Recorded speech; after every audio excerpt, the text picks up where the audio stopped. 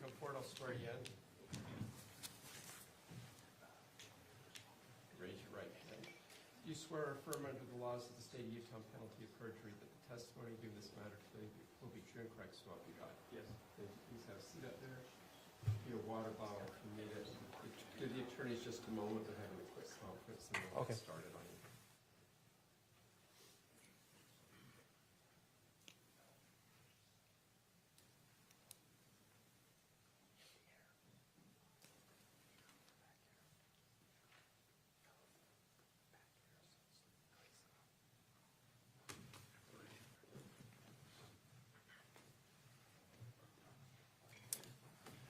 Detective Nicosia, would you please state your full name and spell your last? Wyatt Nicosia, Nicosia. And Detective Nicosia, where are you currently employed? With the American Fork Police Department. And how long have you been with them? About seven and a half years. How long have you been a detective? About 2 years. In order to become an officer, did you go through post? Yes. And when did you do that? Probably 7 years ago. Yeah, 7-ish years ago. And did you do any sort of particularized training to become a detective? Just in and outs of patrol work. Yeah. It's more experience-based? Yeah. Okay. What were your duties on July 12th of 2024? At the time I was called out and was asked to help with the investigation of this case. Okay. But what were your overall duties? Were you on patrol then? Were you a detective? I was in investigations. I was a detective. Okay. And what were you asked to do when you were called out on this case? I was told that an individual was going to be coming to the police department, and I was asked to interview that individual. Okay. Did you ever go to the scene? Later. Sorry, prior to that interview? No. Okay. And who did you meet with on the evening of the 12th? His name was Mr. Kevin Ellis. And did you conduct an interview with him? Yes. Did you record that interview with your body cam? Yes. Your Honor, at this time, the state would move to admit State's Exhibit 89, the interview with Kevin Ellis. 89? Yes. Thank you. Any objection? No. Thank you. So admitted. State would move to publish. Sword.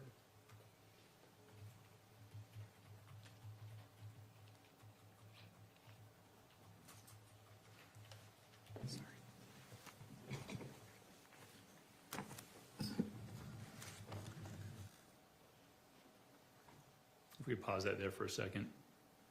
I said the evening of the 12th. It looks like it might have been the early morning hours of the 13th. Is that? Yeah, it looks from like the timestamp. It was, just past midnight. Okay. And who's that individual in front of you? At the time, that was Mr. Kevin Ellis's attorney. I believe his name was Richard Barnhart. Okay. Thank you. Go ahead.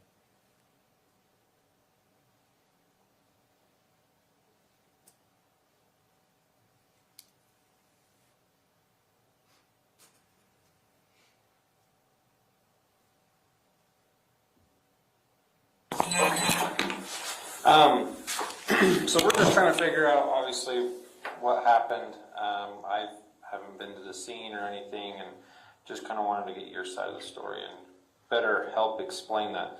Obviously, you're here at the police department, so you're kind of being detained at the time as we're questioning and everything. So I just want to make sure you're aware of your rights. Obviously, your lawyer's already here, and he's present with you, but I just want to make sure we got all of our bases covered. So I'm just going to read this. Doesn't mean you're under arrest or anything, just means you're aware of your rights, okay?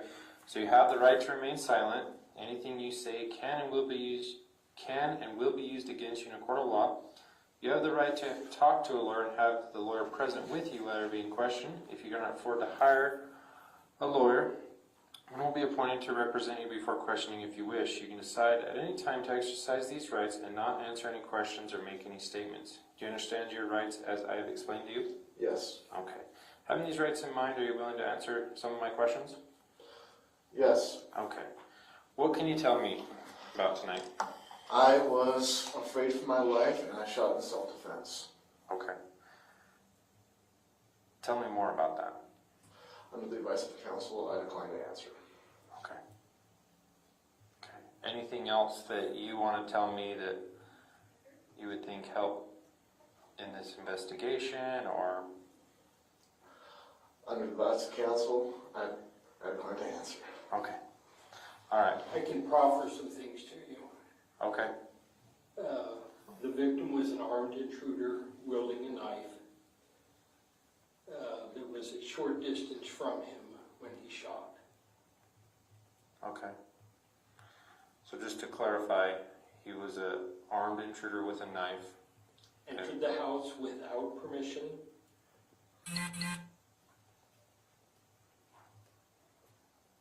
Took him and Tracy by surprise.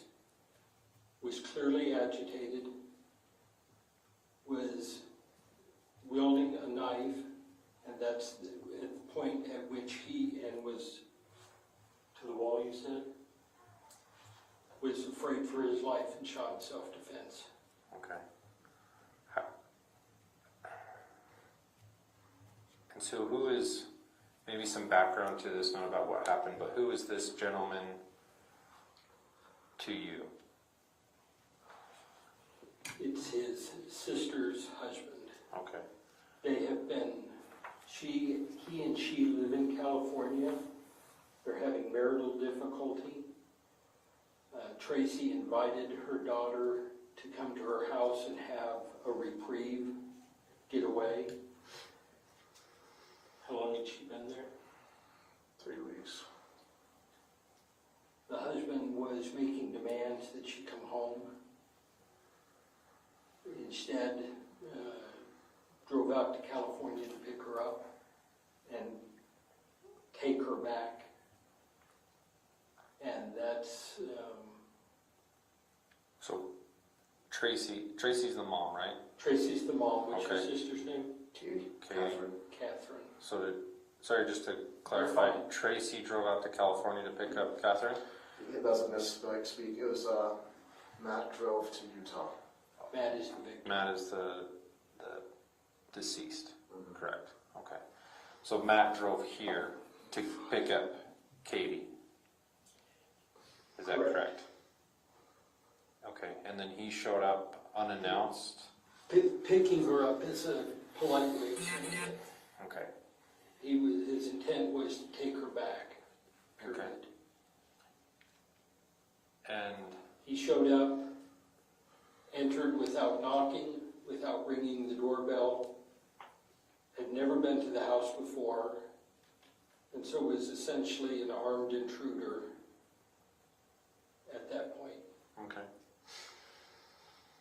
And then did he have, when he entered the home, did he have the knife in hand, or did he pull the knife out when he was in the home? Go ahead and answer that.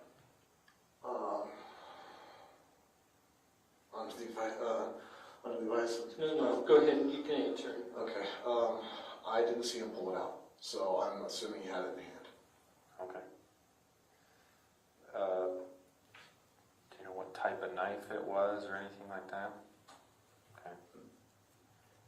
No idea.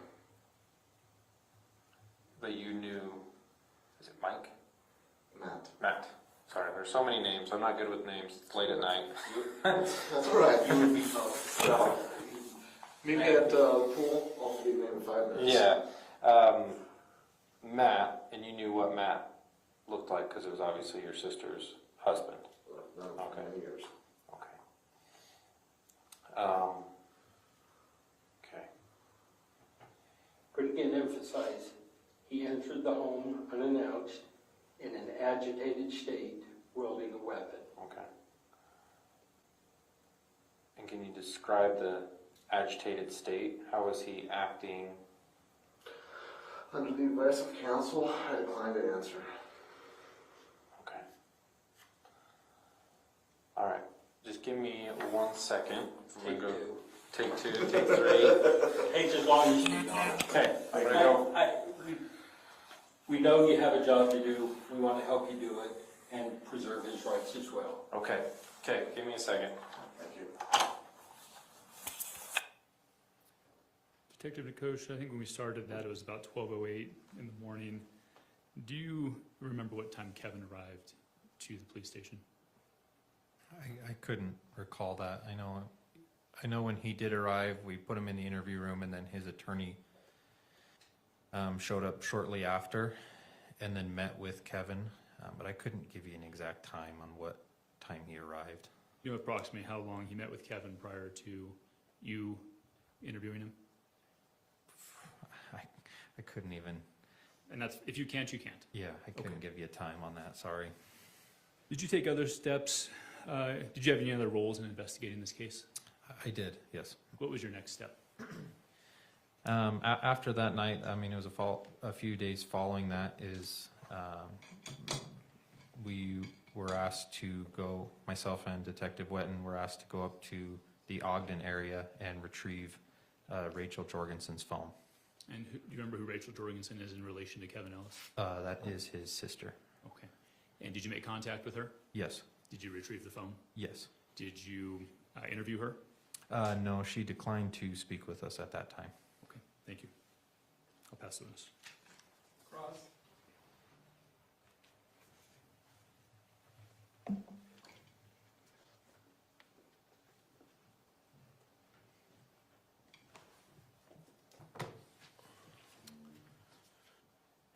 Just to be clear, Officer Nicosia. Okay. When we saw the body cam just a moment ago, Mhm. you were following the attorney, Richard Barnhart, correct? That is correct. So had Mr. Barnhart already met with Kevin at that point in time?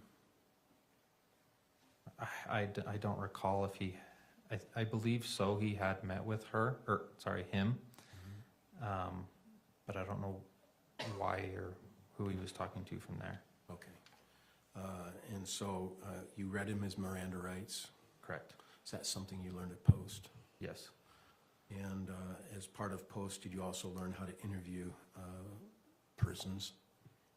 Yeah, to an extent, the basic interviewing process, yeah. Yeah, and you've done retraining as you've been an officer on how to interview both suspects and witnesses, right? I don't know if it was, I don't know if there's any formal training that I can recall. It's just kind of more on the job experience and everything. Do you take continuing education in your work? Yeah. And do you ever have continuing education requirements, like so many hours per year or every other year? Yeah. And what are those requirements? From my understanding, we have to do about 40 hours every year, and then a certain amount of hours, I know we have to do like defensive tactics and arrest control and different types of topics every year. But I couldn't tell you the exact hours of those requirements. Sure. But I know it's at least 40 hours every year. And you've been an officer for 7.5 years. Yes. 40 hours is a lot. Mhm. That's a lot of hours. And so you do get frequent training, is that right? Yes. And during those 7 years, 40 hours a year, do you recall ever having any training on how to properly interview a witness or suspect? At that time, I don't recall if I'd been through the training or not, but I mean, we did, like, I've been through like the FIT training, which is like the interviews with children and everything like that. But I don't know if, I can't recall if that was before or after this case, Okay, to be honest. all right. But you did follow the protocol of reading Miranda rights, Yes. right? And as part of your process in this, you also had an opportunity to write a report. Mhm. And do you remember when you wrote the report on this case? I want to say it was that following morning. Okay. Like, I remember I didn't sleep. It was, we interviewed, and then early hours of the morning, I typed this up. At the end of the shift or close to the end? Yeah. And is there a reason you didn't wait to write that report, like when you later had instructions from Officer Nordine or someone else? I know because Mr. Kevin Ellis was arrested that night, or that morning, I guess, we were informed by our supervisors that these reports needed to be completed as soon as possible, and so we could get everything submitted to the county attorney to not delay the process from there. Sure. In your training, are you told to write reports shortly after events? Yes, yeah, Are you encouraged to write them for better memory? yes, Is that your training, that the closer to the event you write your report, the better you have a memory of it? and with my own experience as well, right? If we wait too long, it's like, I don't remember anything. So, Sort of a natural thing, isn't it? yep. Yeah.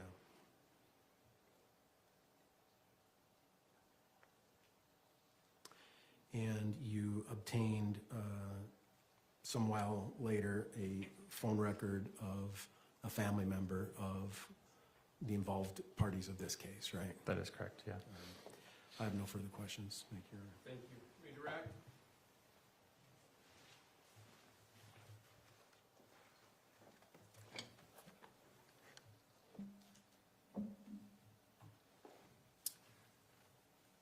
No, Your Honor. Thank you.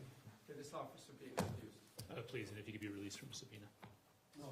Thank you, officer. You're free to go. Thank you. Next, Mr. Brown. State will call Officer Colton Frotton. Colton who? Frotton.